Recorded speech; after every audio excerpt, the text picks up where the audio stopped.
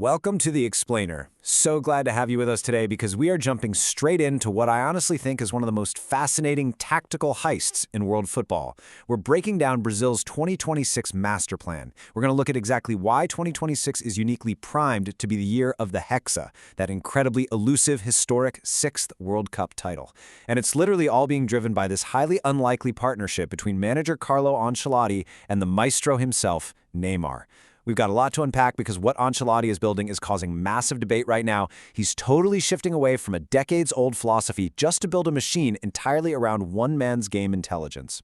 Look, we got to address the elephant in the hospital room right up front. Joga Bonito is dead, but it's not quite dead when Neymar is on the field.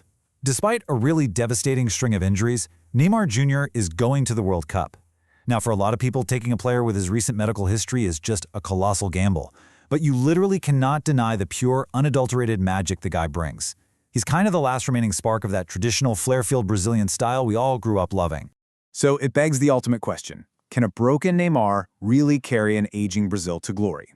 I mean, this isn't just another tournament for him. This is Neymar's last dance, period. And manager Carlo Ancelotti is absolutely betting the house on experience over youth in a competition that usually demands just relentless physical endurance. It's a ridiculously high-stakes strategy that has fans completely split down the middle, but there's a very specific, calculated reason behind it, and it's all designed to bring out Neymar's absolute best. 24. Let that number sink in for a second. That is the immense, suffocating weight of history right there. If Brazil doesn't bring home the Hexa in 2026, they're going to tie their longest ever World Cup drought. We're talking about a painful dry spell that previously ran all the way from 1970 to 1994. The desperation from the fans to avoid repeating that history, it is absolutely palpable. Every single tactical choice Ancelotti makes right now is being weighed heavily against that crushing number. All right, moving into Section 1, trusting the veteran defense. You see, the devastating injury to center back Eder Militao completely forced Ancelotti's hand here.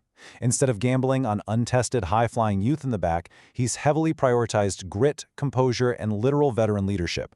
You've got Marquinhos and Gabriel anchoring the center, and the elite Serie A defender Bremer ready to step in at a moment's notice. But honestly, Ancelotti's inclusion of older fullbacks like Danilo and Alexandro over younger, faster local talent, that's the real shocker for most people. He is deliberately choosing mental composure over pure physical pace. Which brings us to Section 2, the midfield performance gap. Just consider Casemiro for a second. It's kind of a dual reality with him. On one hand, you've got this guy with an elite tactical mind, incredible leadership, and just an undeniable presence. He's a proven winner who dictates the entire flow of a game. But on the other hand, well, Father Time is undefeated. He's suffering from a declining recovery pace and a distinct lack of legs. In modern football, while his positioning is still absolutely brilliant, that lack of mobility creates a very dangerous gap in the midfield during fast, unpredictable transitions. And honestly, the broader midfield picture presents a pretty glaring lack of athletic depth across the board. You have Casemiro's fading pace, you've got Bruno Guimaraes struggling to fully translate his relentless club form to the national stage, and Fabinho, who is undeniably past his physical prime. Without the ball, Brazil is highly vulnerable to rapid counterattacks. They simply don't have the legs to run back and cover open space for 90 minutes.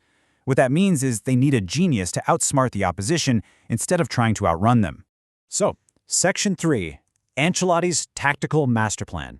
Traditionally, right, we always expect a proactive Brazil. We expect total attack, pushing incredibly high up the pitch, playing that beautiful Joga Bonito.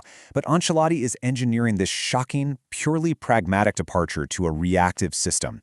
He's intentionally setting up his squad to absorb pressure and strike back on the counter. It is a massive philosophical shift for the most famous footballing nation on earth.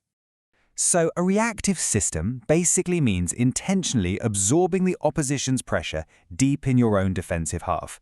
Why? Because it creates massive, wide-open spaces behind enemy lines for rapid counterattacks, and suddenly relying on a slower, veteran defense makes total sense. It's this total aha moment when you realize it. Players like Marquinhos and Danilo provide the vital mental composure needed to sit deep, defend relentlessly, and absorb sustained pressure without panicking. You don't need blistering pace if your positioning and discipline are flawless. Now for Section 4, Neymar as the ultimate playmaker. This right here is where the magic happens, and it's exactly why 2026 is uniquely set up to be Brazil's year.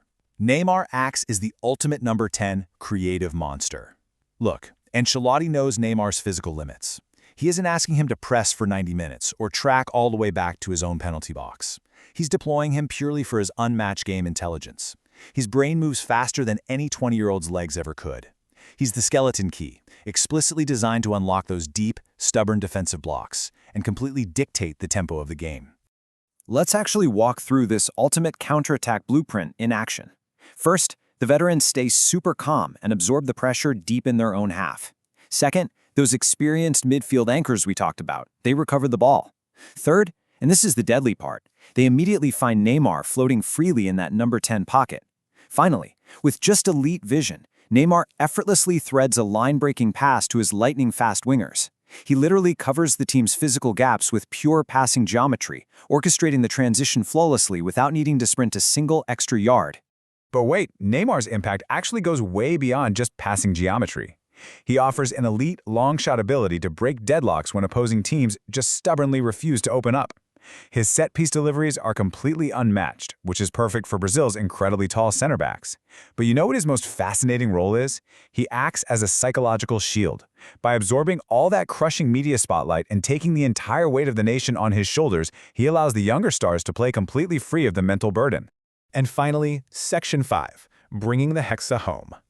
Now, to make this whole system work for a grueling 90 minutes, especially when Neymar is, resting or just walking around the pitch, Brazil relies heavily on Lucas Paqueta.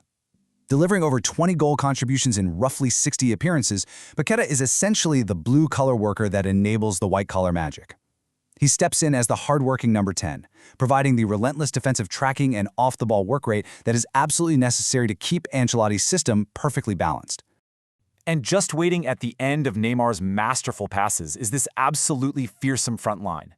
You've got Vinicius Jr. operating as a lethal threat in the left half space, the clutch performer Rafinha on the right, central anchors like Matheus Cunha holding up play, and the terrifying, explosive pace of Endrick coming fresh off the bench.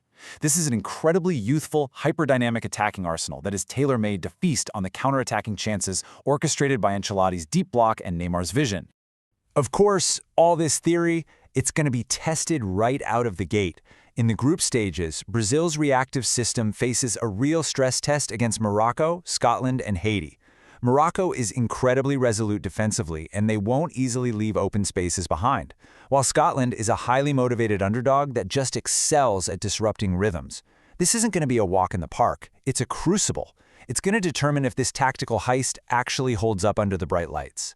So, it really all comes down to this. Will Ancelotti's tactical pragmatism and Neymar's unparalleled game intelligence actually be enough to end that 24-year wait? Can those glaring physical limitations in the midfield truly be masked by a deep defensive block and one final glorious dance of pure Brazilian magic? I truly believe this is the year the master and the maestro have aligned to take the hexa. Thank you so much for hanging out with me for this explainer. Keep your eyes on the pitch, folks, because history is about to be written.